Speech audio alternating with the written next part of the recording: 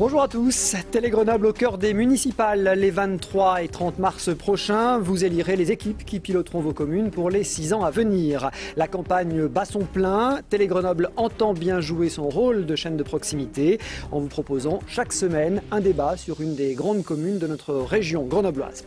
Cette semaine, escale à Mélan. La maire Marie-Christine Tardy brigue un 3e mandat, mais elle doit faire face à une gauche unie et aussi à l'un de ses anciens adjoints. En 2008, il lui avait manqué moins d'une centaine de voix pour être élue dès le premier tour. Cette année, elle a face à elle au moins 3 listes donc. Mélan, commune de 17 000 habitants, plutôt favorisée avec un salaire moyen par ménage de 4 600 € environ.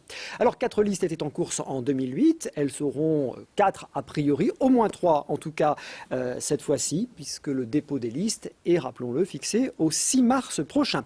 Parmi les listes qui seront en présence, celle de Marie-Christine Tardy, le parti de Mélan, bonjour. Bonjour. Celle de Michel Bernard, une liste d'hiver droite également, Réagir pour Mélan, bonjour. Bonjour. La liste de Philippe Cardin, une liste d'hiver gauche, M. Mélan, bonjour. Bonjour.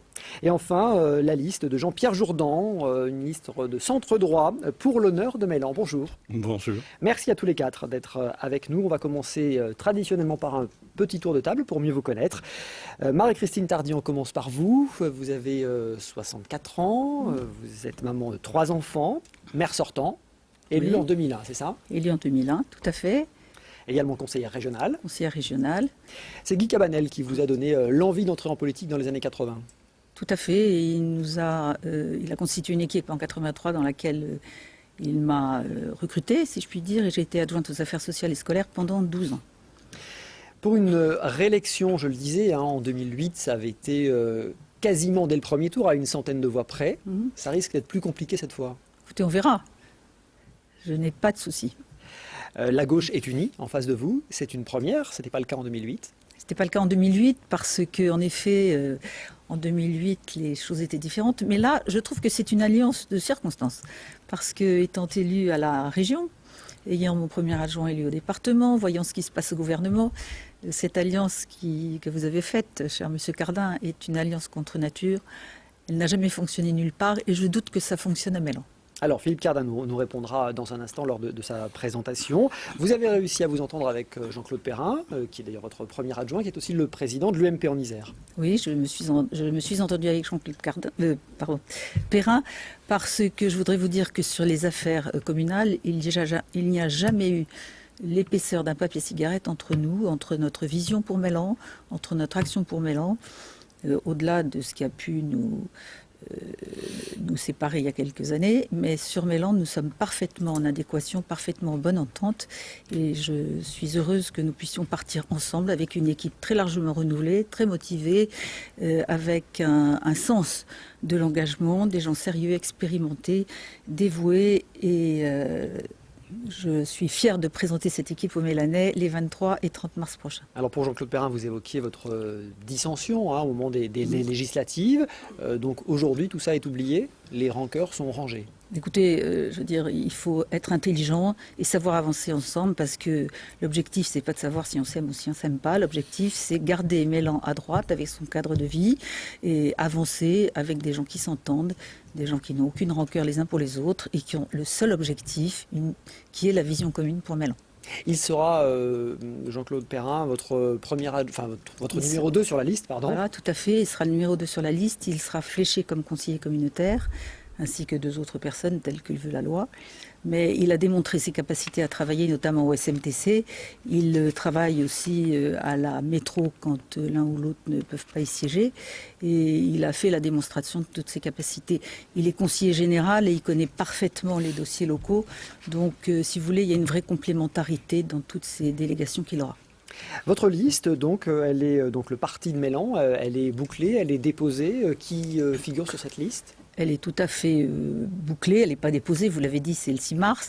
Mais j'ai le renouvelé à 50%, avec des gens jeunes, motivés, société civile, très très peu de gens encartés.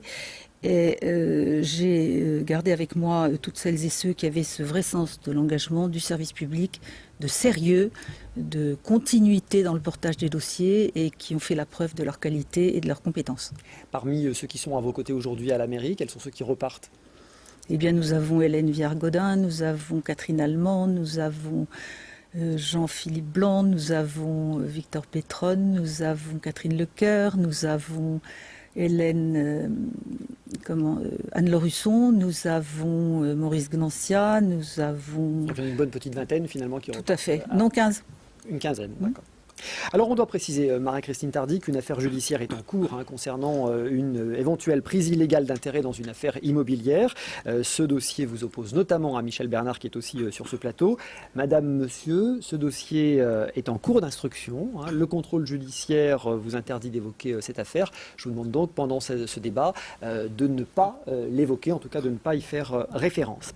On va enchaîner avec Philippe Cardin. Philippe Cardin, donc vous allez pouvoir répondre à Marie-Christine Tardy. Vous êtes, vous, socialiste, votre liste est une liste d'hiver gauche. Oui, cette liste s'est construite depuis un certain temps. Elle s'est constituée à partir des élus d'opposition du dernier mandat. Donc il y avait 3 groupes d'opposition. Il y avait le groupe Média, qui est une association locale de gauche à Mélan, le groupe écologiste et le groupe PS et apparentés. Et pendant tout ce dernier mandat, nous avons travaillé ensemble. Nous avons préparé les conseils municipaux ensemble. Et donc, il nous est apparu intelligent et tout à fait faisable de se réunir dès le premier tour, ce qui n'a jamais été fait à Mélan, bien sûr. Et nous avons décidé aussi d'élargir nos cercles. Et pour faire cela, nous avons mis en place une démarche participative qui a commencé il y a 2 ans déjà. Et donc c'est pour ça que finalement cette liste est d'hiver gauche, puisqu'il y a eu un vrai rajeunissement de la classe politique de la gauche et de l'écologie à Mélan. Et nous sommes aujourd'hui en capacité de proposer à la fois une liste construite et un programme. Alors on va revenir sur la liste. On va parler de vous un petit peu avant quand même. Conseiller municipal donc d'opposition, vous l'avez dit, vous avez 48 ans, père de 6 enfants, c'est ça? Oui. Vous êtes géophysicien, vous êtes chercheur? Oui, je suis directeur de recherche au CNRS et je dirige l'Institut des sciences de la Terre. C'est un laboratoire de recherche qui est situé sur le campus à Saint-Martin-d'Air et un gros laboratoire puisqu'il y a près de 300 personnes, 15 millions d'euros de chiffres, de budget. Et donc voilà, c'est ça mon métier en fait.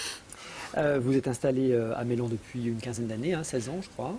Oui, 1997. Voilà, c'est ça.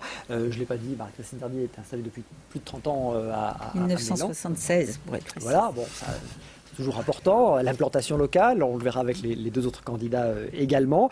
Pour la première fois, Philippe Cardin, donc cette liste d'union, vous le disiez, socialiste, écologiste. Marie-Odile Novelli, écologiste, conseillère régionale, sera votre numéro 2, c'est ça? Exactement. Elle est numéro 2 sur la liste. La liste est déposée, Mme Tardy a dit que c'était le 6 mars, mais en fait on pouvait la déposer à partir d'hier, donc cette liste est déjà déposée.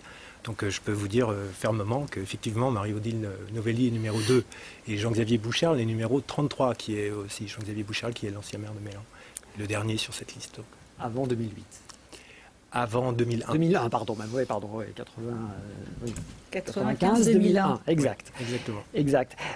Alors, bon, vous allez pouvoir répondre à Marie-Christine Tardy, qui finalement dit c'est quand même difficile de voir à Mélan des socialistes et des écologistes qui s'entendent, là où, on le voit, à la ville de Grenoble, ils sont quand même de farouches opposants, à la région, c'est pas toujours très facile, au département, au gouvernement, il y a quand même quelques couacs, et à Mélan, tout va bien entre les socialistes et les écologistes.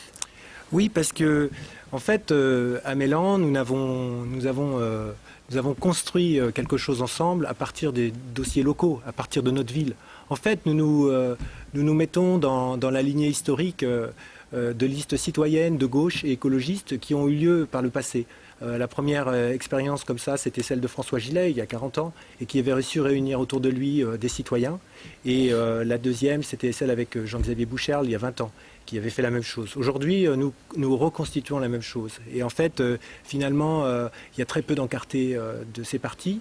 Et donc, la légitimité des personnes sur cette liste est fondée sur leur travail dans les ateliers participatifs, dans la construction du programme, dans le groupe que nous avons constitué, plutôt que leur appartenance à un parti. Donc, il y a 5 personnes qui sont effectivement encartées au PS sur les 33 et il y a 5 écologistes. Bon, D'ailleurs, c'est une liste qui n'a pas l'investiture ni du PS ni d'Europe Écologie Les Verts. Hein. Non, cette liste n'a pas reçu l'investiture d'aucun parti. Pourtant, elle a reçu le soutien. Une fois que la liste a été constituée et que le programme a été conclu, nous avons présenté à la fois la liste et le programme aux différents partis et demandé leur soutien. Et donc, nous avons obtenu le soutien local du MoDem, nous avons obtenu le soutien local du PRG, du PS, d'Europe Écologie Les Verts, de Médias, du PC, de PAC 38, enfin, j'oublie aussi quelques personnes les Verts qui de ont Mélan. cette étiquette-là, mais pas des partis. Il y a personne, par exemple, qui est du PC, mais on a le soutien de ce parti qui se reconnaît dans les propositions que nous avons. 3 axes de campagne à l'issue de ces ateliers participatifs, l'accueil des nouveaux habitants, la redynamisation économique et la citoyenneté. C'est ça qui inquiète les Mélanais. Il n'y a pas de fiscalité dans ces thèmes, il n'y a pas d'urbanisme, il n'y a pas. Ça m'a étonné de lire ces 3 grands axes-là. Oui, parce que ce qui nous importe, c'est les objectifs. En fait, l'urbanisme, dans l'accueil de nouveaux habitants, ça parle de la question de l'urbanisme. Dans la question de la démocratie, de la citoyenneté, ça parle de la fiscalité. Donc, pour nous, la fiscalité et l'urbanisme ne sont pas des fins en soi. Ce qui est très important, c'est quelle société on veut construire. Michel Bernard, vous êtes donc vous conseiller municipal, vous avez été le premier adjoint de Marie-Christine Tardy, en charge de l'économie, je crois, à l'époque, jusqu'à il y a un an à peu près. L'économie, le personnel communal, l'administration générale, la sécurité. Voilà. Vous avez même été son directeur de campagne en 2008. Pardon ? Vous avez même été son directeur de campagne J'ai en été 2008. son directeur de campagne, tout à fait. Alors aujourd'hui, vous êtes son adversaire, 55 ans, père de 3 enfants. Vous habitez Mélan depuis une vingtaine d'années. Tout à fait. Et de profession, vous êtes biologiste. Tout à fait. Vous avez un laboratoire, je crois, c'est ça. Directeur de laboratoire, j'ai exercé à Pontcharrat pendant 27 ans. Alors sur votre liste, d'abord cette liste d'hiver droite, vous êtes vous-même encarté à l'UMP. Oui. Mais la liste est d'hiver droite, avec, j'imagine, vous allez me dire aussi, un rassemblement assez large. Alors c'est un rassemblement de la droite et du centre. Il y a 7 personnes qui sont UMP, 3 personnes qui sont UDI, et les autres personnes sont de la société civile. Sur votre liste, on trouve notamment Jacqueline Joannon, qui est d'ailleurs avec nous ici dans le public, qui est également adjointe au maire actuellement, en charge de l'environnement et du développement durable. Alors Jacqueline Joannon n'est plus adjointe puisqu'elle a rendu ses délégations. Elle est, comme moi, conseillère municipale. Mais quand on a été adjoint, vous à l'économie, elle à l'environnement, c'est quand même des grosses délégations. Est-ce qu'on n'est pas aussi un peu porteur du bilan ? Tout à fait, et je ne renie rien de ce que j'ai pu faire, de ce que j'ai pu dire, de ce que j'ai pu écrire pendant 5 ans aux côtés de Madame Tardy. Simplement, des éléments nouveaux sont apparus, et pardonnez-moi, Monsieur Reville, j'ai pris toutes les précautions, parce qu'il est évident que l'affaire judiciaire compte dans ma démarche. J'ai pris toutes les précautions auprès des personnes compétentes pour parler et de rester factuel sur cette affaire. Alors, la liste, on va d'abord évoquer cette liste. Qui la compose? Est-ce qu'on peut rentrer dans le détail de quelques noms? Est-ce qu'il y a des personnalités mélanaises particulières, des responsables d'associations? Effectivement, il y a 7 personnes qui sont issues de la liste de Madame Tardy, dont pas les moindres, puisqu'il y a plusieurs adjoints. Donc Madame Joannon, qui est responsable du pôle UDI, du pôle écologique de l'UDI, qui sera ma première adjointe. Si vous êtes maire de Mélan. Madame Rocher, qui était adjointe. Madame Braillon, qui était adjointe. Madame Friedman. Monsieur Jean-Bernard Launay, qui est présent ici. Alors c'est toujours difficile d'être un candidat qu'on va appeler ici dissident. Quels sont les espoirs chiffrés pour cette liste? C'est difficile parce qu'on ne peut pas se baser sur des élections antérieures. Écoutez, les espoirs chiffrés, je pourrais pas vous dire des espoirs chiffrés. Ce que je peux vous dire, c'est que la campagne bat son plein, que le porte-à-porte bat son plein, que les retours que l'on a, notamment du porte-à-porte, sont extrêmement favorables et je compte bien évidemment être au second tour. Vous vous maintiendrez si vous dépassez les 10%? Écoutez, on est en pleine campagne. Le report des voix, on verra ça le 23 mars. On peut faire des hypothèses quand même. Est-ce que vous espérez faire plus de 10%? Et si oui, est-ce que vous vous maintiendrez au risque de faire passer la gauche à Mélan? Monsieur Reville, j'espère être au second tour, donc j'espère être devant la liste de Mme Tardy. Et si ce n'est pas le cas? On verra le soir du 23 mars. Marie-Christine Tardy, du coup, si cette hypothèse se vérifiait, si M. Bernard était devant votre liste au premier tour, est-ce que vous vous maintiendriez ou est-ce que vous feriez une fusion? Est-ce que vous vous retireriez? C'est une hypothèse à laquelle je ne crois absolument pas. Et je voudrais poser la question à M. Bernard de savoir si lui, puisqu'il va être au troisième, et il sera numéro 3, je voudrais savoir vers qui il fera reporter ses voix si toutefois la tête de liste a suffisamment de poids pour indiquer à l'un ou à l'autre pour qui il doit voter. Personne n'est propriétaire des voix, encore moins les têtes de liste et les candidats. Chacun est parfaitement libre. Donc moi je pose la question à M. Bernard, puisqu'il va être troisième, Écoutez, Madame Tardy, ce qu'il en pense. Je vais vous répondre très simplement. J'ai dit que les retours nous étaient extrêmement favorables et que je pense très sincèrement que l'on sera devant vous au premier tour. Bah écoutez, c'est formidable. Si vous avez eu dans le marc de Oui. café, moi je fais confiance aux Mélanais, sur la base de mon bilan. Monsieur Cardin, je ne vous ai pas posé la question d'ailleurs des espoirs. Hein. Le premier tour en 2008, alors bon, socialistes et écologistes étaient partés en ordre dispersé, mais les deux listes faisaient en gros 38% des voix. Oui, c'est ça. Et la liste Modem faisait aussi 10% des voix. Donc aujourd'hui, justement, sur notre liste, il y a des gens qui étaient sur la liste de Caroline Renin, et nous avons le soutien d'ailleurs de Caroline Renin. Donc je pense qu'il faut additionner tout ça. Donc ça fait 48%? Oui. Au premier tour? Oui. Et donc nous pensons que nous avons élargi nos cercles, nous avons rajeuni, nous avons construit un programme pour le premier tour qui a du sens dès le premier tour. Et les arrangements électoraux entre les deux tours ne sont pas propices à la fabrication d'équipes, de groupes, et ils ne sont pas propices aussi à un programme qui a sa logique. Donc aujourd'hui, nous travaillons depuis 2 ans sur un programme et sur un groupe. Donc je pense que ça se voit et donc ça se sent. Et donc je pense que le premier tour risque d'être très différent. J'ai bien noté l'objectif donc de 48% au premier tour. Est-ce que le contexte national, qui est plutôt défavorable à la gauche, risque de vous impacter? Bien sûr, il va nous impacter, c'est sûr, mais nous disons aux Mélanais que le 23 mars, ils répondent à une seule question. Ils répondent à la question de savoir quelle équipe va gérer la commune de Mélan dans les 6 prochaines années. Et aujourd'hui, nous n'avons pas fabriqué cette équipe pour le gouvernement ou contre le gouvernement, ou pour la région contre la région. Nous avons fabriqué une équipe qui s'est intéressée aux problèmes de Mélan. Et donc, c'est à cette question-là que les Mélanais doivent répondre. Quelle équipe pour gérer Mélan les 6 prochaines années? Quatrième invité sur ce plateau, Jean-Pierre Jourdan. Jean-Pierre Jours, vous avez 63 ans, vous êtes universitaire. Non, pas 63 ans? Oui. Si, c'est ça. 63, 64. Non, pas encore. 62. Il faut me corriger, il m'arrive de dire des bêtises. 62 ans, vous êtes universitaire, vous vivez à Mélan depuis une trentaine d'années. Oui. Et vous êtes le représentant en Isère du mouvement villepiniste, c'est ça? Exactement. Alors on a peut-être oublié qui était Dominique de Villepin, on le voit beaucoup moins ces dernières années sur les plateaux de télé. Hein. Alors, Dominique de Villepin était sur un plateau d'Europe 1 hier. Il a dit des choses du reste très intéressantes. Qui dépassait un peu, évidemment, les problèmes politiciens, puisqu'il est intervenu sur les problèmes internationaux, et notamment sur la situation en Ukraine, qui est très profondément ancrée dans les difficultés que rencontre le monde en ce moment. Alors, ce mouvement, c'est République Solidaire, hein, vous êtes le représentant de ce mouvement, et vous avez l'ambition de monter une liste à Mélan. On va être franc, pour l'instant, cette liste n'est pas bouclée. Alors, effectivement, pour être franc, d'abord, vous voyez que sur ce plateau, il y a des membres du conseil municipal de Mélan. Bon. Donc c'est très difficile pour quelqu'un qui est de l'extérieur d'entrer dans ce sérail. Mais pourquoi j'ai décidé de le faire? Pour, je crois, 2 raisons. La première raison, c'est que je me penche essentiellement sur les problèmes nationaux.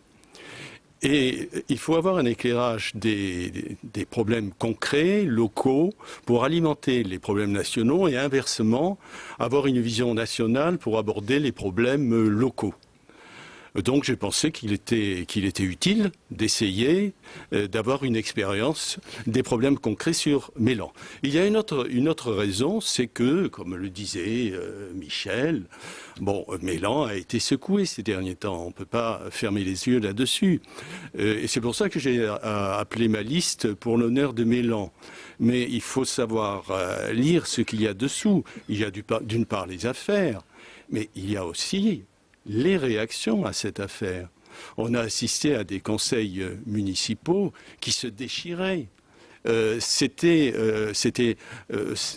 une ambiance délétère, dramatique. Fallait-il rester silencieux devant cette situation ? Moi, j'ai pensé que non, et je comprends qu'il y a une difficulté, mais je pense qu'il faut faire preuve de courage. Bon, ceci étant, on va voir ensemble, ça ne fait pas un programme pour autant, mais on verra vos analyses sur les différents sujets qu'on abordera un peu plus loin. Je reste sur cette liste, finalement, elle en est où ? Il vous manque combien de noms pour arriver à... Il manque pas mal de noms. Et donc elle n'arrivera pas au bout. Les dépôts des listes, c'est le 6 mars. Alors, quand on fait une liste, il ne faut pas se dire au départ, elle n'arrivera pas au bout. Le 6 mars, la date limite. Le 6 mars, c'est possible. C'est dans le domaine du possible. Ceci dit, si elle n'arrive pas au bout, comme vous dites, eh bien, c'est pas pour ça qu'il n'y aura pas d'influence. Vous savez, je vous fais une petite comparaison. En matière économique, il y a des marchés qu'on appelle les marchés contestables. Et ces marchés contestables, ils fonctionnent d'une certaine manière parce qu'il y a des entrées potentielles. Et le fait qu'il y ait des entrées potentielles, ça change complètement la donne. Eh bien, je pense que c'est très bon qu'il y ait des entrées potentielles. Et là, je vous remercie d'avoir fait fonctionner au maximum la démocratie sans mettre de barrière à l'entrée. Alors, l'entrée potentielle, si elle ne va pas jusqu'au bout de la potentialité, est-ce qu'elle peut se rapprocher vers une des listes ? Alors, elles ont été déposées, donc c'est compliqué. Toutes n'ont peut-être pas encore été tout à fait déposées, notamment celle de Michel Bernard. Allez-y. Alors, ma liste va être déposée la semaine prochaine. J'ai pris contact récemment avec Jean-Pierre Jourdan. Alors, on n'a pas eu l'occasion de se revoir et de discuter. Je pense qu'il faut qu'on ait une discussion entre nous parce que les valeurs qu'il représente sur cette liste sont les miennes et il le sait bien puisque l'affaire est en cours et que c'est quelque chose qui n'est pas anodin à Mélan. Et je souhaite que vraiment les Mélanais soient au courant de ce qui s'est passé et de ce qui va se passer. Donc je pense que Jean-Pierre Jourdan, on se verra la semaine prochaine. Dans un article de presse, Monsieur Jourdan, je lisais aussi que vous n'écartiez pas non plus de vous rapprocher de Philippe Cardin, alors dont la liste est maintenant déposée, donc c'est trop tard. Mais enfin, idéologiquement, du coup, j'ai du mal à voir le lien entre un mouvement qui se revendique de Dominique de Villepin et un autre qui peut se revendiquer finalement de Cécile Duflot ou d'Arlène Désir. Oui, alors, justement, je crois qu'il ne faut pas aborder les problèmes au plan idéologique. Nous sommes au XXe siècle, nous ne sommes pas au XIXe siècle. C'est quand même des marqueurs, non, les partis politiques. Écoutez, moi j'ai travaillé quand j'étais très très jeune avec Pierre Mendès France. Et quand il regardait les problèmes, il disait « ça c'est de l'idéologie du XIXe siècle ».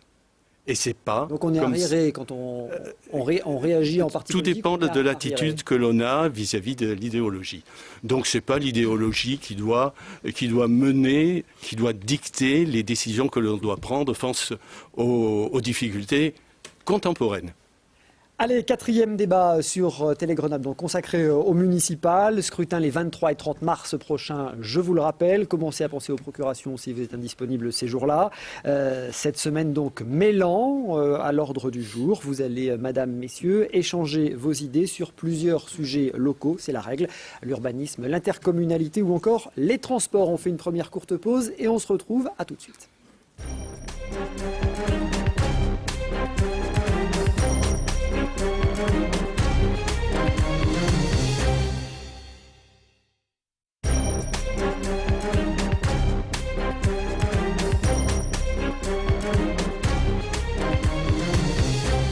Retour sur le plateau de Télé Grenoble pour le 4e débat que nous consacrons à ces municipales. Premier tour prévu le 23 mars prochain, dans 5 semaines, un peu moins maintenant. Il est grand temps donc de s'intéresser aux candidats et à leurs idées. 4 semaines même. Cette semaine, escale à Mélan avec Marie-Christine Tardy, Michel Bernard, Philippe Cardin et Jean-Pierre Jourdan.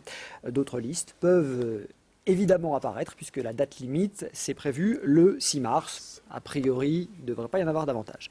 On va aborder quelques gros sujets donc à Mélan. On va commencer par le logement, l'urbanisme, un sujet important dans quasiment toutes les communes sur lesquelles nous nous arrêtons pour ces débats. La commune de Mélan affiche un taux de 15% à peu près de logements sociaux et a donc l'obligation de rattraper son retard. Sa population a tendance à stagner, voire à régresser un peu, comme dans d'autres communes de l'agglomération. Je vois Marie-Christine Tardy qui hoche la tête, donc elle va faire sans doute des corrections. Alors, où construire? Comment? À quel rythme? Quel type de construction? C'est la question qui se pose à Mélan, comme dans beaucoup de communes. Le PLU de Mélan a été approuvé il y a 2 ans à peu près, c'est ça, Marie-Christine Tardy? Tout à fait, il y a 2 ans. Oui, je voudrais dire que tout ce qui est fait à Mélan est fait sous le sceau du projet de ville qui porte une vision globale de l'avenir de Mélan pour les 25 prochaines années. Notre développement urbain est transparent puisque nous avons eu plus de 1000 Mélanais qui se sont associés à la concertation et à cette élaboration du projet de ville. Il est planifié parce que nous avons travaillé 2 ans pour porter une véritable vision de l'avenir et cette vision de l'avenir est partagée. Alors, ce que je voudrais vous dire, c'est que, contrairement à ce que vous avez essayé de... Alors, la population ne régresse pas. La population ne régresse pas. Nous avons construit 450 logements. La population a augmenté de 312 personnes, très exactement. Vous savez que les recensements sont faits tous les ans par quart de ville. Par secteur de ville, qui correspond à peu près au quart de sa population. Et nous avons surtout accueilli 200 familles qui nous ont permis d'ouvrir 2 classes. Philippe Cardin, le PLU a été approuvé il y a 2 ans. À l'époque, vous aviez dit ce PLU, il est trop timoré. Ça veut dire quoi? Eh bien, nous avons effectivement regardé, analysé ce PLU. Il y a des choses dans ce PLU qui ne conviennent pas. En particulier, certains parcs ne sont pas protégés dans Mélan. Un parc en particulier, le parc des Aiguinards. Nous avions déposé un amendement pour que le parc des Aiguinards ne soit pas constructible.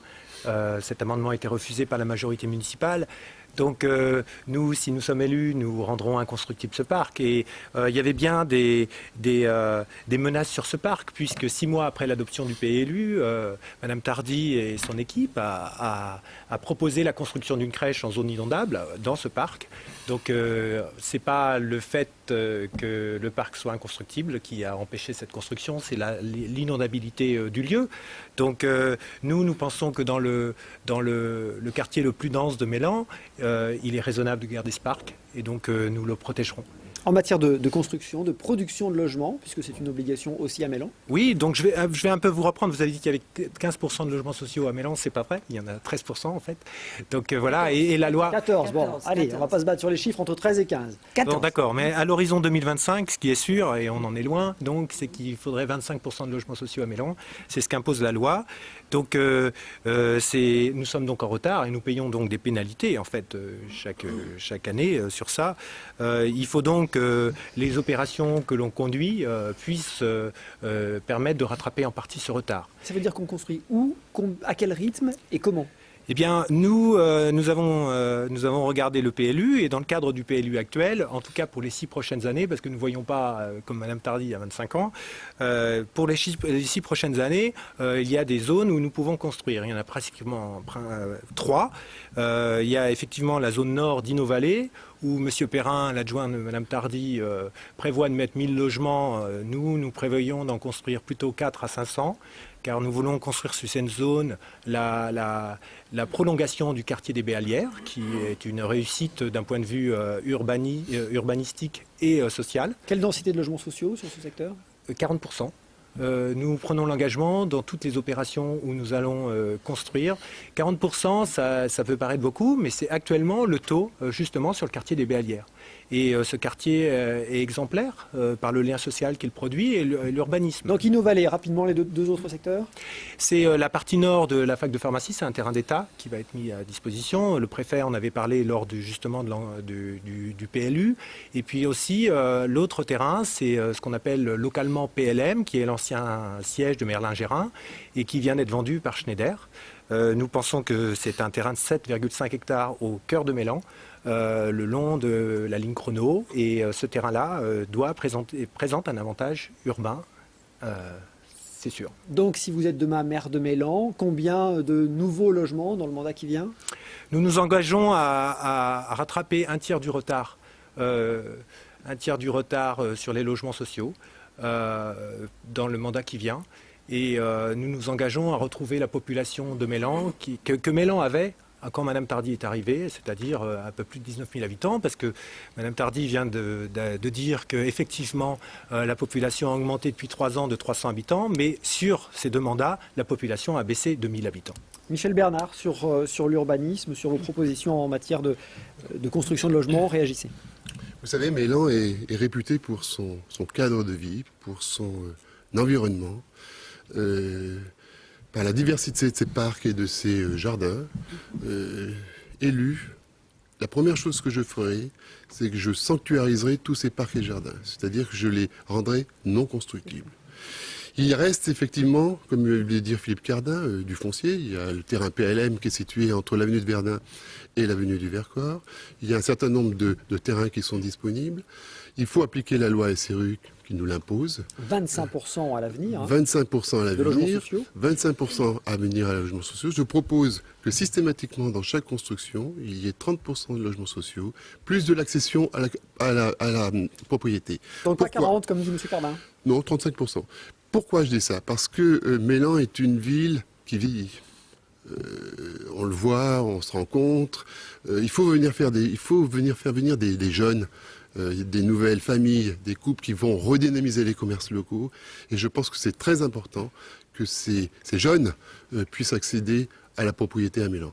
Donc on sanctuarise les parcs, j'ai bien entendu, les réserves foncières qu'évoquait M. Cardin, et puis ça ne sera pas suffisant pour rattraper le retard visiblement et répondre à la règle du programme local de l'habitat. Non, mais vous savez que dès l'an prochain, on paye déjà la pénalité à Mélan, parce que on est en retard sur les logements sociaux, et qu'on est à 13% actuellement de logements sociaux, et que cette pénalité, on commence à la payer dès 2014. Marie-Christine Tardy veut répondre. Oui, je voudrais répondre que je suis désolée que 2 conseillers municipaux ayant travaillé de façon...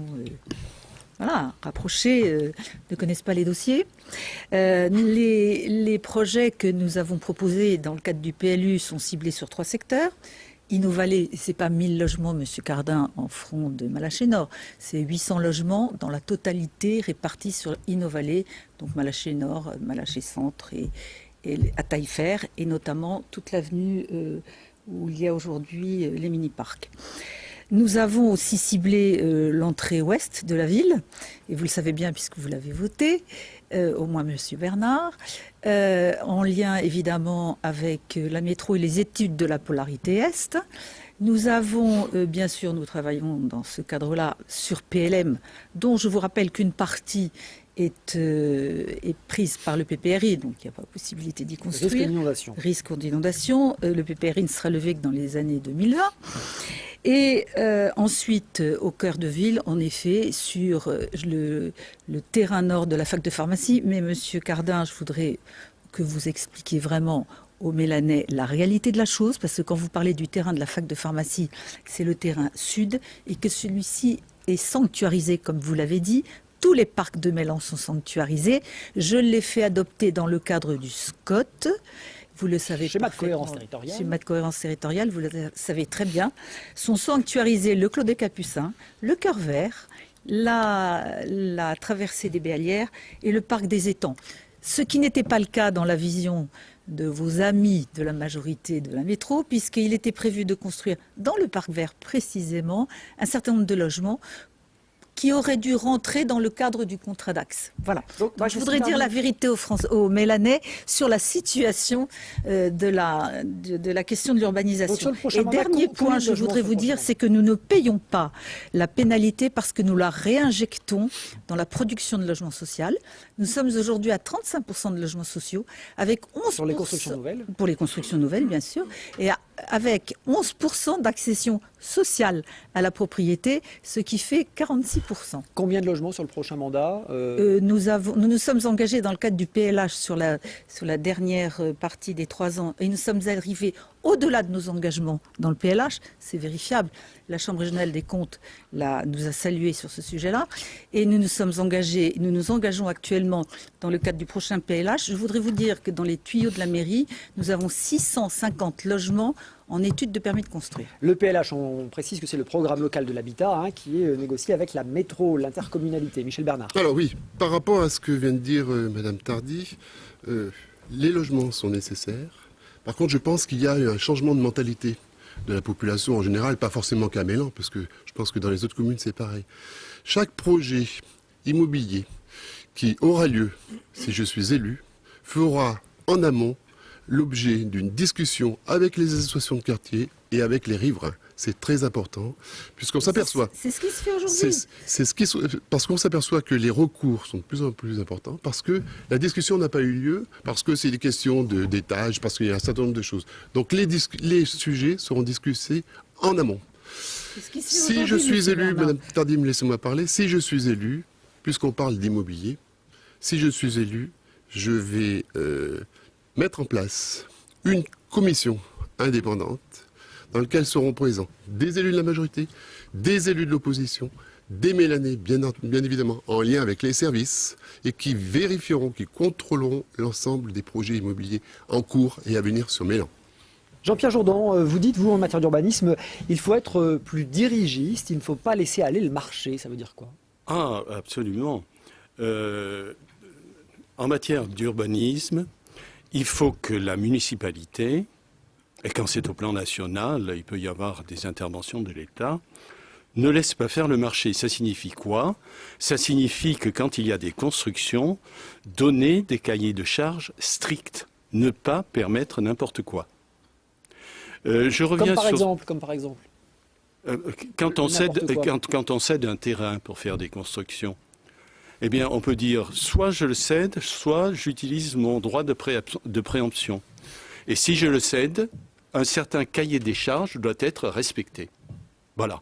Voilà ce que j'entends par dirigisme. Ça ne veut pas dire forcément exercer son droit de préemption, mais c'est ne pas démissionner, ne pas se soumettre au marché. Vous savez, une petite anecdote, vous vous souvenez de la phrase de Gaulle avec de l'ouvrier qui survolait les quartiers de banlieue parisienne. De l'ouvrier, vous allez mettre un peu d'ordre dans tout ça.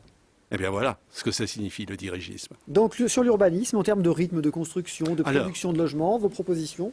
Alors, je pense qu'il y a 2 choses auxquelles j'adhère complètement. C'est la sanctuarisation des parcs et jardins. C'est fait. C'est fait. Non, Madame Tardy, c'est bon, pas alors, fait. D'abord, je remercie Madame Tardy qui a dit que certains de ses conseillers et adjoints ne connaissaient pas les dossiers. Alors, oui, mais ça me décomplexe. Merci. Bon, donc, si c'est fait, tant mieux. Non, bon. c'est pas fait. Je tiens. Non, mais là, quand même, c'est quelque chose d'important. Nous avons proposé 9 amendements au PLU. Un d'entre eux était justement le fait que tous les parcs de Mélan soient inconstructibles. Madame Tardy a refusé que le parc des Iguinards soit inconstructible, et comme je l'ai dit, elle a même proposé dans les 6 mois qui suivaient un projet de construction de crèche dans ce parc. Donc je voudrais bien que vous expliquiez, Madame Tardy, ce dossier est connu et consultable sur le web. Monsieur Cardin, je m'explique. Vous savez parfaitement, et comme moi, que le parc des Iguinards aujourd'hui est un parc urbain dans lequel vous avez... Comme tous les autres? Oui et non.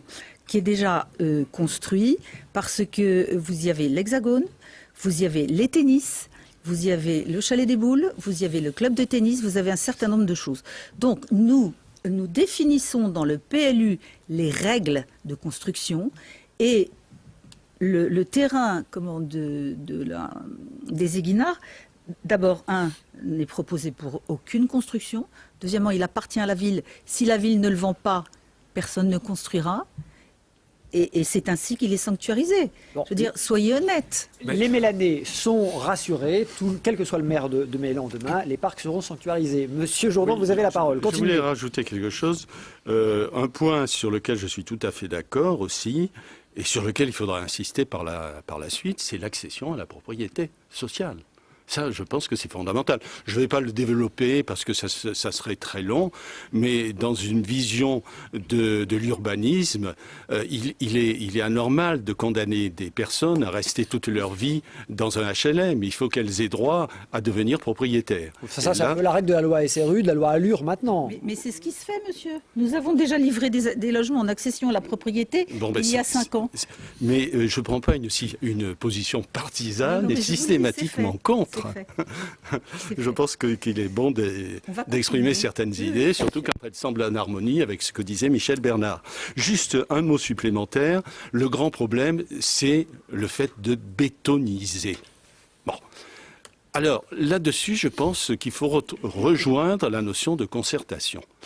Moi, personnellement, je suis plus porté vers des immeubles pas très haut, mais ayant un certain nombre d'étages, avec des espaces verts qui se trouvent entre les immeubles, plutôt que des immeubles trop bas, mais qui se serrent. Et quand je vois des immeubles bas qui sont très serrés, j'éprouve un certain malaise. Mais dans ce genre de situation, qu'est-ce qu'il faut faire ? Une concertation. Mais une concertation, ça ne veut pas dire « moi, je ne sais pas quoi faire ». Dites-moi ce qu'il faut faire. Ça, non. Ça, c'est de l'anarchie. C'est une concertation organisée, rationalisée. Par exemple, présenter des maquettes avec présenter concrètement pour que les personnes auxquelles on s'adresse puissent vraiment prendre une décision. Présenter des maquettes avec des immeubles de 4 étages, par exemple, ou une autre avec des immeubles de 6 étages, et demander franchement et honnêtement, mais dans quel cas de figure vous sentiriez-vous mieux vivre avec une qualité de vie que tout le monde recherche. Jean-Pierre Jourdan, donc des immeubles un peu plus hauts et un peu moins serrés. J'ai lu le contraire dans le programme de Michel Bernard. Ah oui, tout à fait.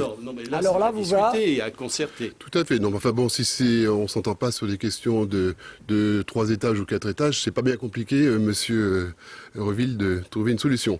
Je voulais simplement rebondir sur ce que vient de dire Marie-Christine Tardy au sujet du terrain PLM. Le sujet du terrain PLM, c'est un terrain stratégique pour Mélan. C'est l'entrée de ville, c'est situé juste derrière Carrefour. Vous voyez, il y a l'avenue de Verdun en haut, l'avenue du Vercors en bas, toute une zone de PPRI en bas, effectivement, risque d'inondation. où on ne pourra pas construire. Mais il avait été décidé à l'époque, et moi j'ai eu des notes de service à ce sujet, que ce terrain ferait l'objet, d'une étude faite par l'ensemble des élus, pour savoir ce qu'on voulait y faire, parce que c'est quand même un terrain d'entrée de ville. On a appris, lors d'un conseil municipal, et là je ne raconte pas d'histoire, que ce terrain avait été vendu par Schneider Electric à la Cogedim. Or, ce terrain présentait un droit de préemption urbain. Qui a levé ce droit de préemption urbain? Le premier adjoint actuel ne savait pas que le DPU, Madame Tardy, n'avait été levé. J'ai eu quand même des confirmations, puisqu'on a touché à cette époque-là 210 000 euros au mois de juillet de droits de mutation, et tout le monde se demandait d'où venaient ces 210 000 euros.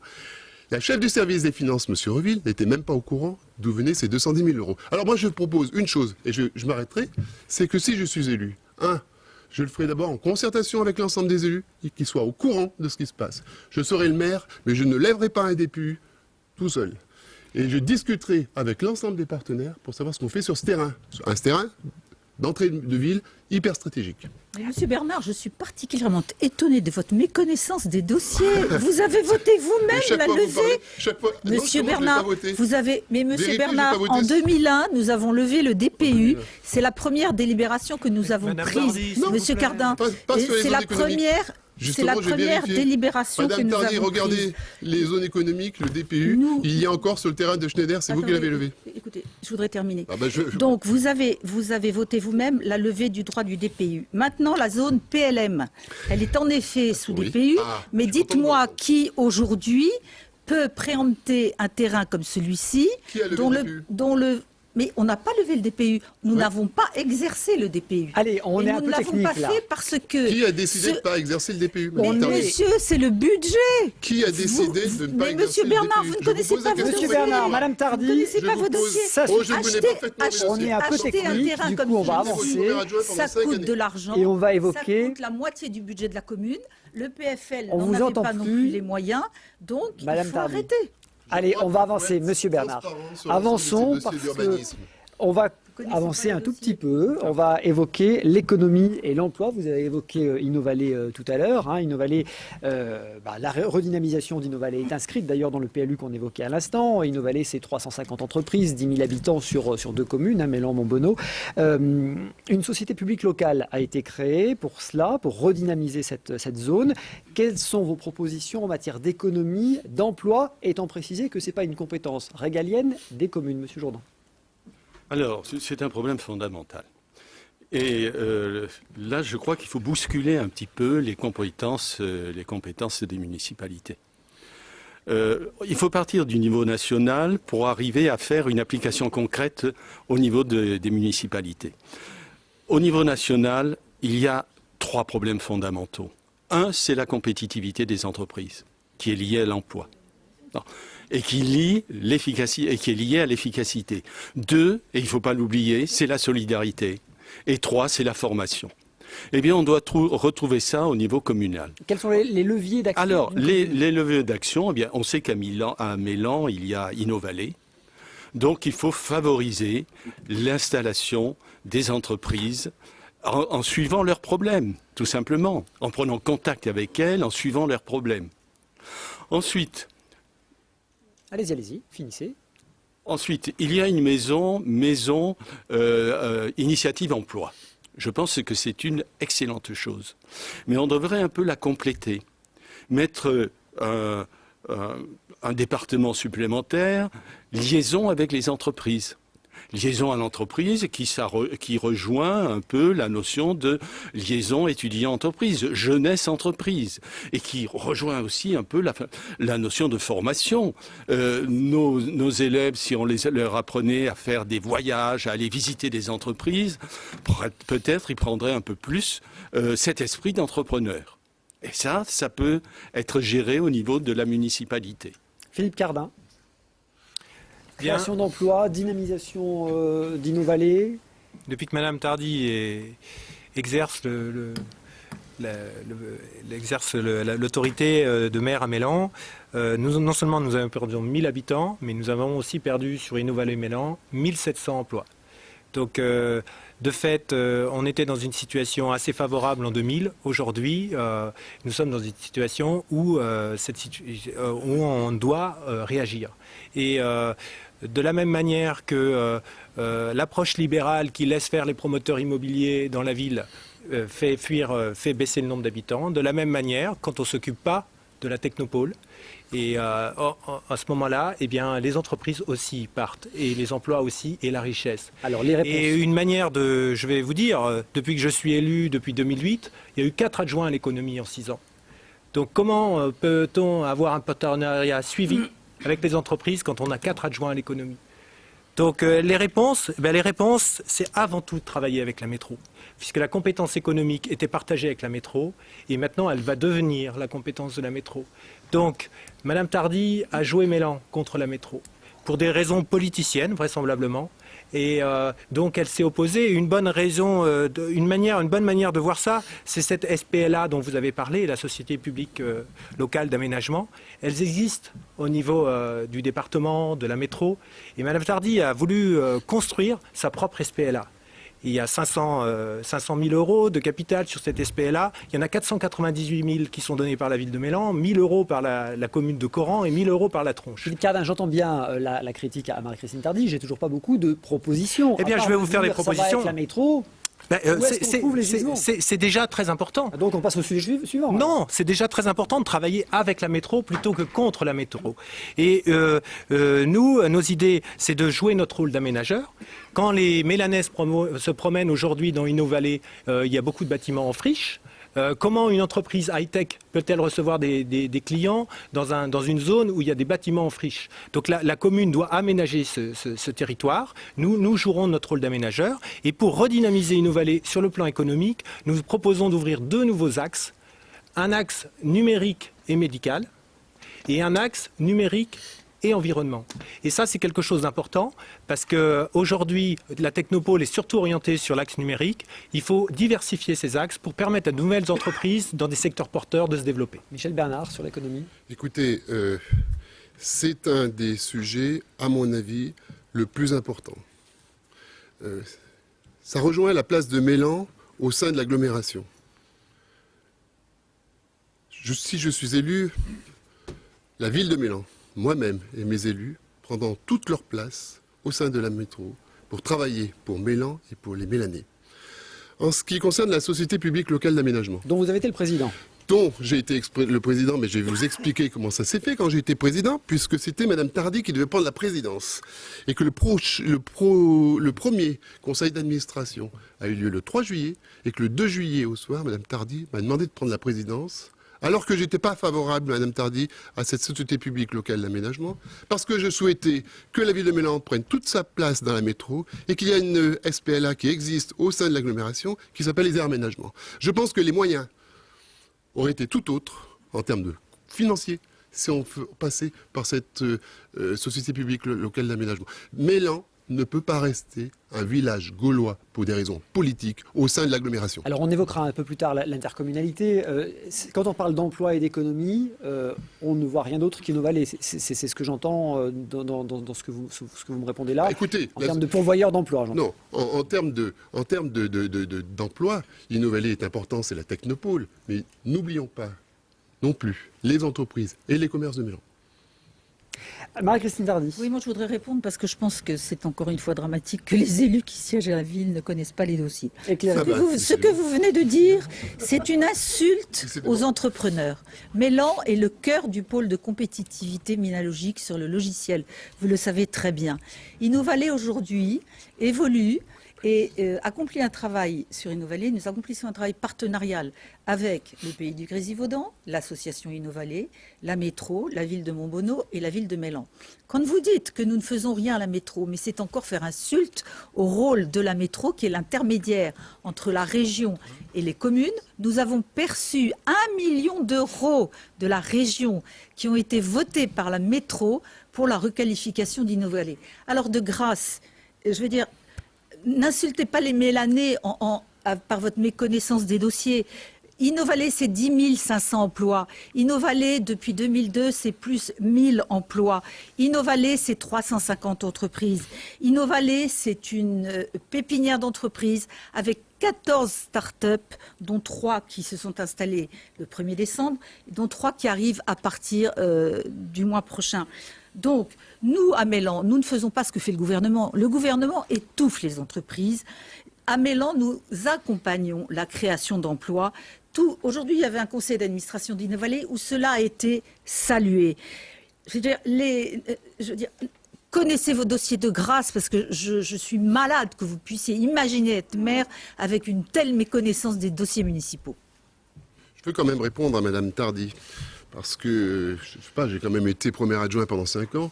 La gauche te disait que je cumulais les délégations, donc si vraiment je connaissais pas les dossiers, ça aurait été quand même compliqué pendant 5 ans. Bon, simplement, je vais dire à Madame Tardy qu'elle n'a pas le monopole de la connaissance des dossiers, loin de là, puisqu'on vient de s'en apercevoir. Et je vais dire à Madame Tardy que j'ai été convoqué par de très nombreux chefs d'entreprise d'Innovalley. La pépinière d'entreprise, je l'ai portée, je l'ai faite, Tout va bien. je l'ai faite. Madame Braillon avait commencé. J'ai vu les chefs d'entreprise qui sont présents dans cette pépinière. Madame Tardy, imaginez ce qu'ils m'ont dit. Ils m'ont dit qu'ils n'avaient pas le câble numérique. Ils ont encore la DSL. C'est catastrophique pour les entreprises qui travaillent dans la vidéo, qui travaillent sur un certain nombre de choses. C'est catastrophique. Ça, c'est le partenariat. C'est catastrophique. Et personne avec ne les bouge. fournisseurs. Et Madame Tardy, vous devriez vous souvenir que lorsque je portais ce dossier, j'avais convoqué tous les fournisseurs de fibres optiques. J'avais fait un dossier en relation avec l'association Innovalet. Le travail était fait. Quand je suis parti, parce que je vous ai rendu ma délégation suite à vos affaires judiciaires, ce dossier a laissé Donc ça, en plan. c'est dans votre programme, ça coûte combien? Enfin, il faut qu'on soit concret, du coup, l'accès à la fibre optique Alors sur l'accès, Innovalet. je connais bien le problème, puisque Combien ça coûte la fibre optique passe à 50 mètres de la pépinière, il n'y en a même pas pour 10 000 euros. Alors pourquoi les fournisseurs d'accès ne J'ai font pas rencontré Orange la semaine dernière. 10 000 euros, j'avais à J'ai l'époque. rencontré Orange la semaine dernière et ça va être réglé dans les jours qui viennent. Eh oui. Allez, on va avancer dans ce débat. Hein. Je voulais qu'on évoque les transports. On va en parler dans quelques instants. On évoquera aussi l'intercommunalité donc à Mélan. On fait une courte pause. On se retrouve. À tout de suite.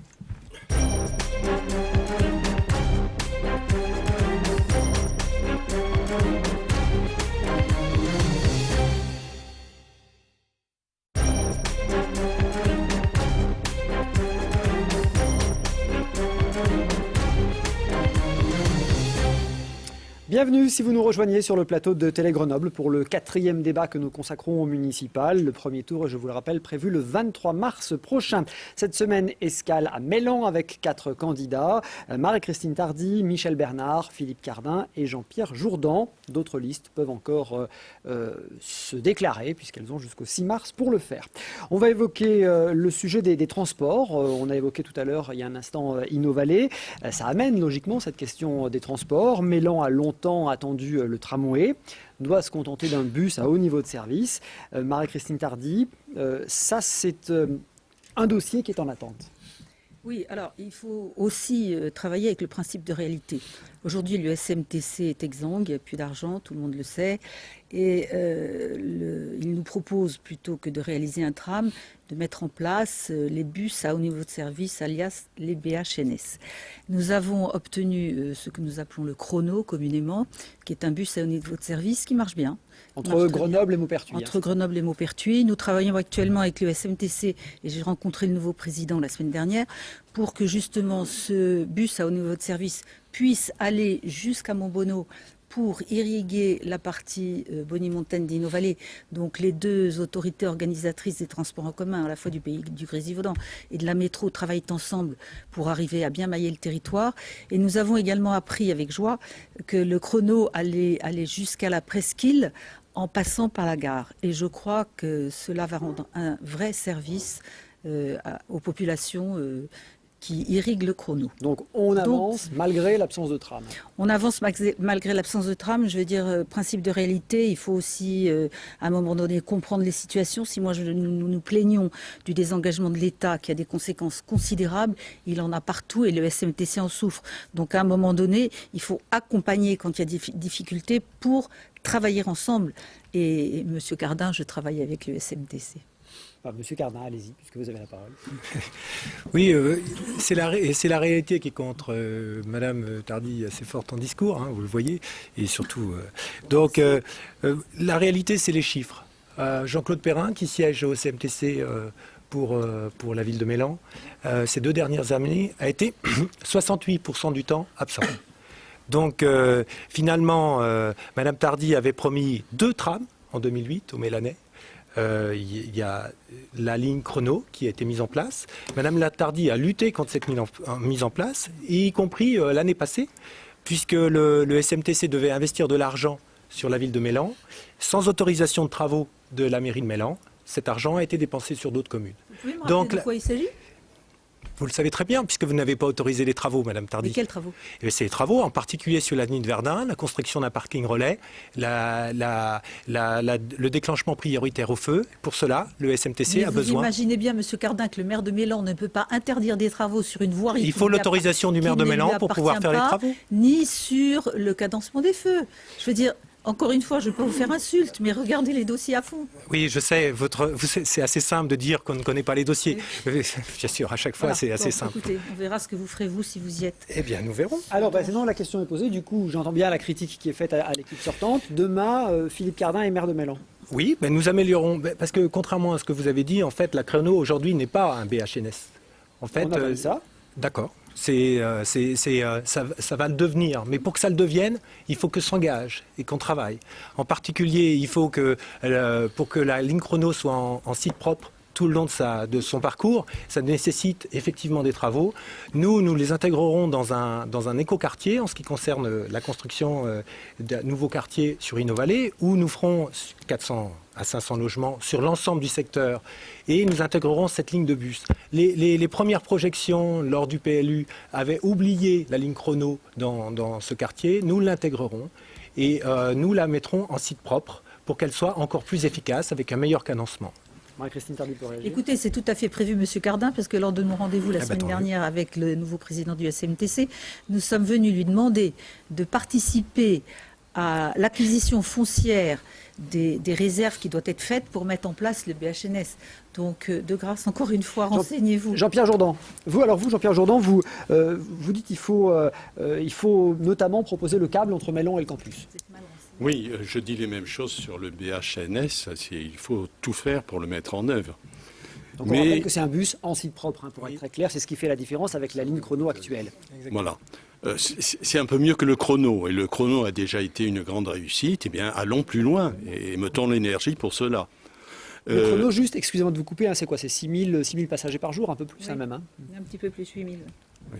Mais tout le monde est satisfait du chrono. Si on peut aller plus loin, ça sera merveilleux. Oui, alors moi j'ai mis une idée et j'y crois. Je peux me tromper, évidemment, parce qu'il faut que des études supplémentaires soient faites. Je constate qu'en France, le développement par câble est assez limité, alors que dans d'autres pays, eh bien, il s'est envolé. Et je pense que Mélan peut être un lieu où on pourrait faire une expérience, notamment en faisant une liaison domaine universitaire Mélan. C'est à étudier, je crois que ça se prêterait bien parce que le transport par câble n'est pas adapté à toutes les situations. Il ne faut pas partir avec des idées un peu simplistes en disant on va remplacer le tram et les bus par le transport par câble. Mais dans certaines situations, il est très adapté, notamment quand il y a une rivière à franchir. Les coûts sont bien inférieurs que la construction d'un pont et c'est une idée qui devrait être exploitée. Michel Bernard, pardon. Merci. Oui, je suis favorable à ce que vient de dire Jean-Pierre Jourdan pour le transport à câble. C'est en plus très vrai dans les transversalités. Lorsqu'il y a des rivières, etc., c'est quelque chose qui l'autoroute en plus. Exactement, quelque chose qui fonctionne très bien. Je m'étonne que les candidats présents cet après-midi n'aient pas resitué Mélan. Mélan est quand même une ville importante, qui est limitrophe, qui est le trait d'union entre la communauté de communes des Pays du Gris-Gévaudan et l'agglomération. C'est là où je pense qu'il faut vraiment que le maire qui sera présent en 2014 mette tout son poids dans la balance, notamment au niveau du SMTC, qui est une émanation de la métro, pour faire avancer les choses et pour que ce transport de l'agglomération vers les entreprises d'Innovallée, que ce soit Innovallée, Montbonneau, Innovallée, Mélan, mais même jusqu'à Crolles, avance. J'ai vu les chefs d'entreprise la semaine dernière, c'est eux qui m'ont appelé, en me disant « Michel, ce n'est plus possible. Il y a des milliers de salariés qui viennent à Mélan. Les entreprises sont complètement isolées. Une entreprise qui veut se déplacer sur Vorep le matin, c'est une galère monumentale. Et les chefs d'entreprise m'ont dit deux termes qui marquent bien. Mélan, ils ont appelé ça l'AVC du Gris-Gévaudan, l'accident vasculaire du Gris-Gévaudan. En d'autres termes, la thrombose du Gris-Gévaudan. Et ils ont une attente. Qu'est-ce qu'on fait? Comment on fait? Il faut peser tout son poids. Pour qu'il y ait un contournement de la ville de Grenoble, c'est indispensable. Donc une nouvelle rocade, le tunnel sous la Bastille. Le tunnel sous la Bastille, alors retravailler le trajet, mais c'est impensable qu'on puisse continuer sur Grenoble au XXIe siècle avec des bouchons tous les matins, tous les soirs aux entrées de Grenoble. C'est impossible. Vous y croyez encore, ce tunnel sous la Bastille? Parce que écoutez, là, c'est définitivement enterré. Hein. Écoutez, il faut y croire et il faut avoir la volonté de l'obtenir. Et les chefs d'entreprise attendent de moi et des maires qui mettent tout leur poids dans la balance pour faire avancer le schmilblick. Donc la rocade nord, j'entends bien. Autre chose pour désenclaver l'intermodalité entre la CPG et puis le pays du Gris-Gévaudan. Bien sûr. Et c'est là où il faut travailler avec la métro en bonne intelligence. C'est précisément ce que je disais quand nous Madame Tardy dit toujours ce que je dis mais après, écoutez, donc c'est quand même étonnant. Mais quoi. pas du tout. J'ai rencontré le nouveau président du SMTC, Yannick Olivier, le maire de Saint-Martin-le-Vinou, avec qui nous parlions de cela. Et nous avons en effet, nous sommes convenus, nous sommes d'accord là-dessus, c'est qu'il faut que ces deux intercos travaillent ensemble. Et elles travaillent ensemble, Monsieur Bernard, depuis plus d'1 an et demi. Et il y a aussi une troisième entité géographique qui s'est raccrochée à cela, c'est le pays du Voironnais, avec lequel il y a un travail encore plus coopératif, puisque le pays du Voironnais s'est associé avec la métro pour un certain nombre de points et d'actions, et notamment l'action du transport. Donc, je ne veux pas vous faire insulte, mais apprenez les dossiers. Allez-y, Michel Bernard répond. S'il vous plaît, je voudrais répondre à Madame Tardy. D'abord, chaque fois que je dis quelque chose, elle dit que j'ai raison, donc elle répète après ce que j'ai dit, donc c'est quand même étonnant. Finalement, vous êtes d'accord? Oui. Non, mais enfin, c'est quand même moi qui annonce les idées, et elles sont reprises ensuite par Madame Tardy. Donc je trouve ça quand même un petit peu surprenant. J'ajoute que quand même Madame Tardy est élue sur Mélan depuis 30 ans, qu'elle est maire depuis maintenant 13 ans, hein, et que le problème des transports a quasiment pas évolué. Alors on va évoquer l'intercommunalité, puisque visiblement ça semble être un sujet de discorde. Monsieur Jourdan, allez-y. Sur les transports, juste un mot.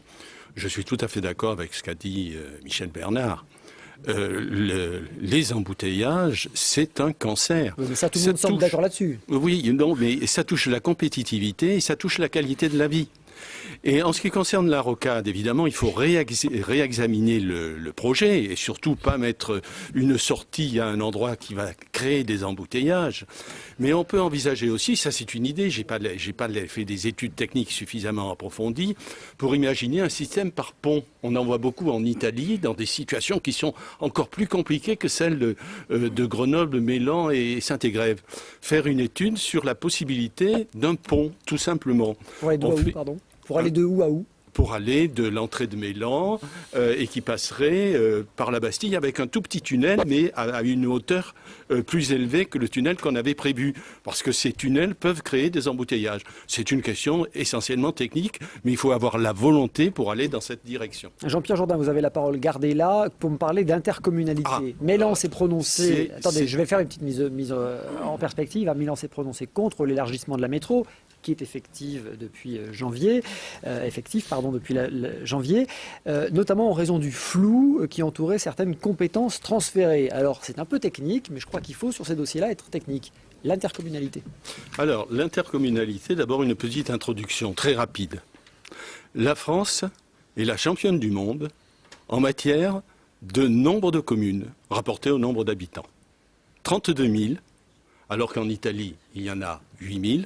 En Espagne, 8 000, et en Allemagne, 16 000. Donc on supprime des communes. Donc, ce n'est pas simplement supprimer le poids des communes, il y a des problèmes de réunion de communes, mais ça, ce n'est pas un très grand problème. C'est un problème d'envisager les problèmes dans un périmètre adéquat. Dans tout problème à examiner, il faudra chercher le périmètre adéquat.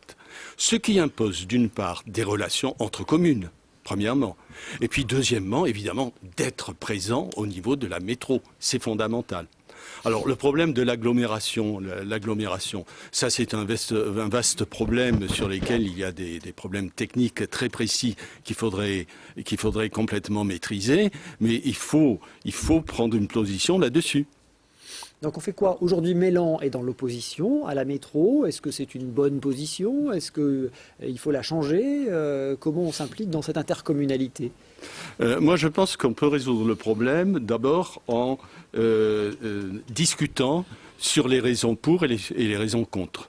Et puis ensuite, essayer de prendre une position sensée et rationnelle. Mais il est difficile d'aborder les problèmes avec des a priori, avec un esprit partisan. Philippe Carbin. Bien, la métro, c'est une chance pour Mélan. Beaucoup de villes voudraient avoir, comme Mélan, un accès à une métro de cette taille, avec ce dynamisme. C'est une chance, donc, et c'est une chance que nous avons peu utilisée ces 2 derniers mandats. Donc de nouveau, Madame Tardy a été pour 62% absente au Conseil de la métro ces 2 dernières années, et c'est ce qui explique peut-être notre absence dans les dossiers de la métro. Je pense qu'il faut changer cet état d'esprit. Il faut le changer dans un souci de complémentarité avec les autres communes. Et puis aussi comprendre le positionnement de Madame Tardy. Elle est la seule de son groupe à la métro à avoir voté le budget 2014. Je ne comprends pas, je voudrais bien qu'elle s'en explique. Elle nous expliquera. Juste une question, si demain vous êtes maire de Mélan, vous serez amené à vous prononcer sur la future présidence de la grande intercommunalité, la future métropole. Cette présidence doit revenir à la ville-centre ou pas ? Je pense que nous avons, du moins tel que se passent les choses à Grenoble, nous aurons une personne à Grenoble qui sera un nouveau maire. Donc, oui, ça c'est probable, puisque Michel Destos ne se représente pas. Là, vous avez 100% juste, là. Bon, on attend le 6 mars. Non mais, quoi qu'il en soit, ce sera un nouveau maire. Oui, oui, ça sera un nouveau maire, mais ça peut être quelqu'un qui a déjà exercé ses fonctions. Donc, alors, voilà. Le président de la métro. Oui, ça me paraît important que effectivement, la métro est à construire. Dans le cadre à partir de 2015, il me semble que c'est important d'avoir quelqu'un d'expérience et qui puisse diriger cela. Marc Bayetto a de l'expérience ? Marc Bayetto a de l'expérience, mais il est comme Madame Tardy, il est élu depuis plus de 30 ans. Donc peut-être que les concepts qui sont... il faut peut-être profiter du nouveau statut de la métro pour introduire de nouvelles personnes. Allez, Michel Bernard, sur l'intercommunalité, vous nous l'avez dit tout à l'heure, Mélan c'est un village gaulois qui pense avoir raison contre tout le monde. Comment on fait demain, si vous êtes maire de Mélan, vous quittez Métro Alternative, vous rejoignez la majorité ? Écoutez, on n'en est pas là. Je dis mon positionnement et le positionnement de ma liste au sein de la métro et qu'on travaillera en bonne intelligence. Je crois qu'il y a le temps des combats politiques, Monsieur Reville, et puis ensuite il y a le temps du travail. Je connais des communes qui sont actuellement à la métro, qui sont des communes de droite. Je peux même citer Jean-Yves Poirier au Fontanil, qui travaille très très bien avec la métro et qui obtient beaucoup de choses par la métro. Pourquoi Mélan, ville gaulois au sein de la métro, et ne participe pas aux travaux? C'est une chance pour Mélan, c'est une chance pour les Mélanais de travailler au sein de cette agglomération. Profitons-en. Alors comment on fait? On y va, on travaille, et puis on participe aux commissions. Madame Tardy a été présente 38%. Comment voulez-vous que les dossiers de Mélan puissent être pris en compte par les gens de la métro? Ce n'est pas possible. Allez, Marie-Christine Tardy, réponse. Monsieur Bernard, je crois encore une fois qu'il ne faut pas parler de ce que vous ne connaissez pas. Alors, je crois que j'ai pris la parole, je vais parler de choses que je ne connaissais pas. Absolument. Un petit point de précision sur le vote de mon groupe politique contre l'extension de la métro. Il était uniquement basé, en effet, sur le flou qui existait sur les prises de compétences et l'harmonisation des compétences qui existaient dans le Sud par rapport à ce que nous avions. Et nous avons bien fait de nous en inquiéter et de voter contre, parce que la grève des éboueurs qui a lieu pendant 10 jours a été l'expression même de ce que nous avons voulu dire. Le pays de Visil a la compétence de la petite enfance, nous ne l'avons pas. Tout ceci doit s'harmoniser et nous avons bien vu que les opérations au forceps ne marchent pas, puisque au mois de janvier, nous avons accueilli ces nouvelles communes avec joie. Moi, je vous rappelle que j'étais en faveur de la région urbaine de Grenoble. Avec mon groupe politique, nous étions les seuls. Les socialistes n'étaient pas pour. Parce que vous pensez bien qu'après 13 ans de mandat, je sais très bien que c'est en mutualisant les choses qu'on arrive à travailler ensemble. Donc quoi que vous en disiez, messieurs, je travaille, je suis présente, je vote et je préside les commissions où je suis.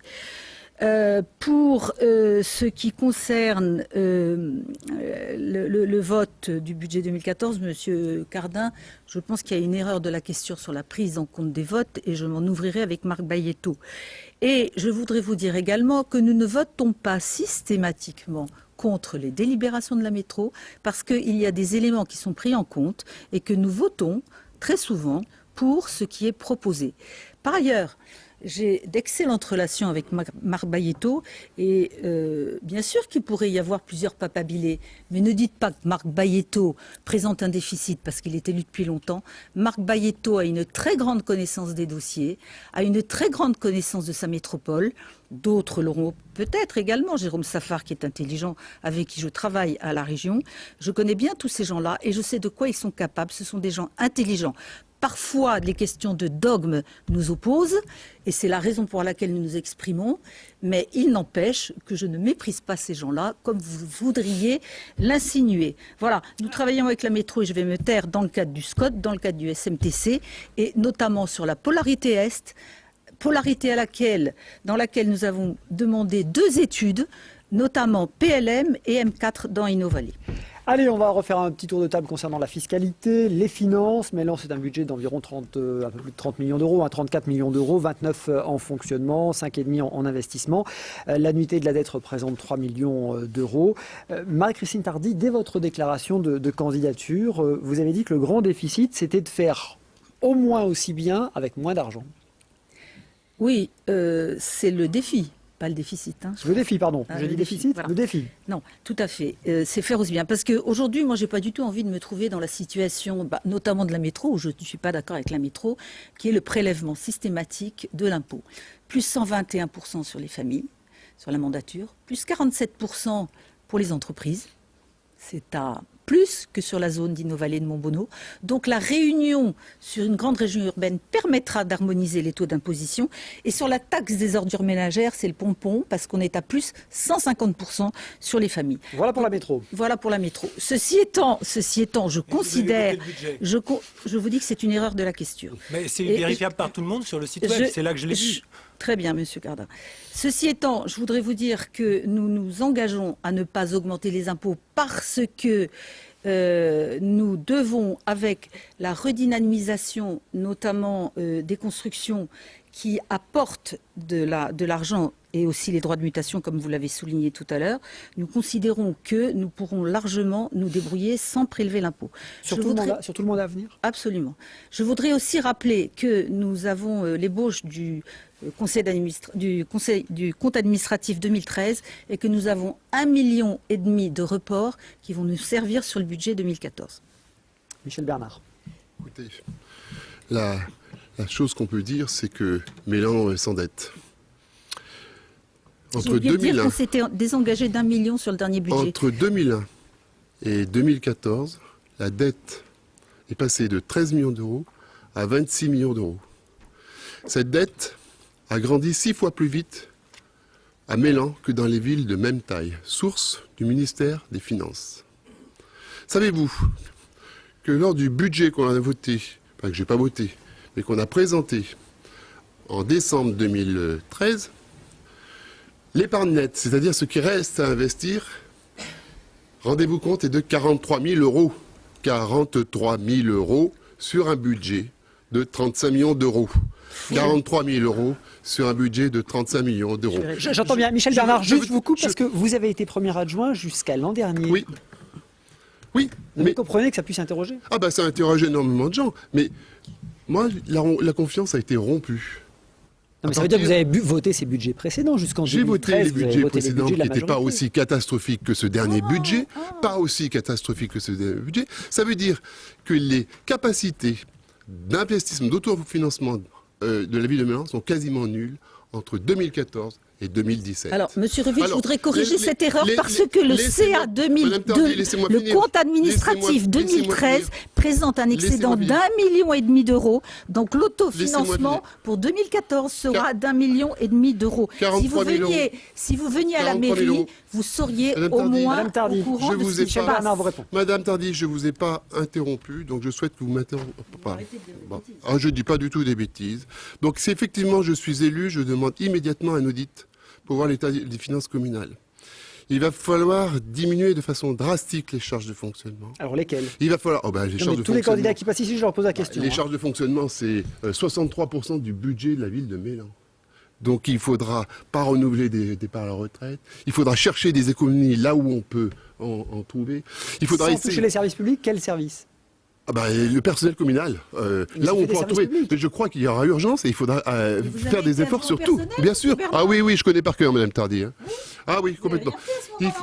Il faudra mutualiser les services si on le peut, notamment avec les communes voisines. C'est très important. Il y a des services, par exemple le service technique de la ville de La Tronche, le service technique de la ville de Mélan. On pourra mutualiser les moyens, mutualiser les coûts. Je pense que c'est très important. Les services techniques vont partir à la retraite non, au 1er janvier 2015. Non, Madame Tardy, je diminuerai, si je suis élu, de 15% les indemnités des élus. Je supprimerai, alors ça c'est très symbolique, mais c'est une mesure très forte, je supprimerai la voiture du maire et son chauffeur, parce que je pense que dans une ville de 17 000 habitants, on n'a pas besoin d'un chauffeur. Qui est un vague mestre. Allez, Philippe Cardin. Bien, mais comme ça a été dit, je confirme les chiffres. Madame Tardy prétend sur le budget primitif, donc qui n'est pas réalisé de 2014, que tout a changé, mais sur les 13 dernières années, la dette a augmenté d'1 million d'euros par an. Et donc, elle a quasiment doublé. Je voudrais juste dire que sous le mandat précédent, sous le mandat de Jean-Xavier Boucherle, la dette a baissé de 10%. Donc, nous nous engageons à ne pas augmenter la dette. En fait, ce qui se passe, c'est que aujourd'hui, Madame Tardy est restée sur de vieilles idées. Et il faut maintenant faire entrer la ville de Mélan dans la durabilité. Où vous trouvez les marges de manœuvre? On trouvera les marges de manœuvre parce que figurez-vous que les recettes fiscales à Mélan sont 40% plus élevées que dans une ville de même taille ailleurs. Comment, avec de telles conditions, nous n'arriverions pas à gérer notre ville? Alors, je crois qu'il y a des problèmes. Bon, notre adjoint en finance a beau répéter qu'il est nul en maths, c'est quand même pas une affaire de pouvoir gérer correctement cette ville. Ce que je retiens, c'est que tous les budgets présentés dernièrement étaient déséquilibrés. Madame Tardy s'était engagée. De faire des budgets déséquilibrés. Les collectivités n'ont pas le droit, vous le savez bien, monsieur. Elles sont déséquilibrées au sens où on a fait appel à l'impôt, à l'emprunt, 1 million d'euros par an.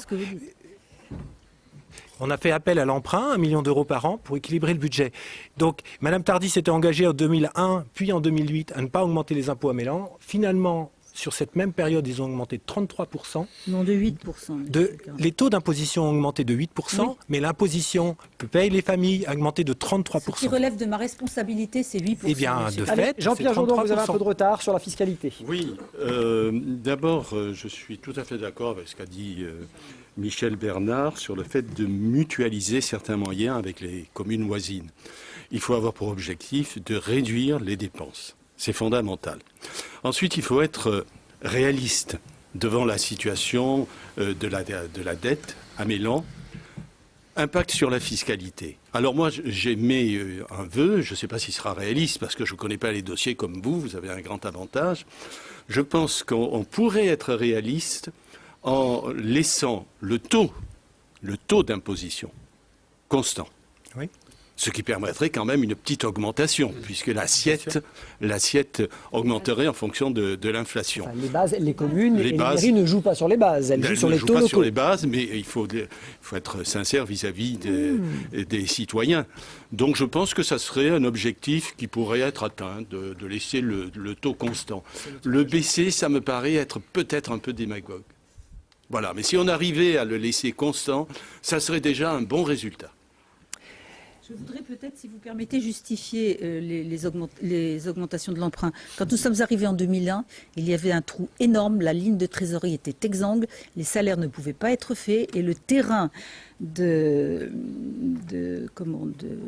CTM n'était pas payé. Ça, c'est le premier point. Nous avons dû du centre théologique, et nous avons dû emprunter pour boucher le trou laissé par l'équipe précédente dirigée par monsieur Boucherle. Ça, c'est le premier point. Ensuite, je voudrais vous rappeler que nous avons fait des investissements considérables avec la piscine des Buclos qui était envisagée, mais même pas budgétée. Monsieur Bernard, vous le savez bien, et nous avons dû emprunter, elle a été autofinancée pour partie, 6,5 millions d'euros, mais nous avons emprunté pour également la financer.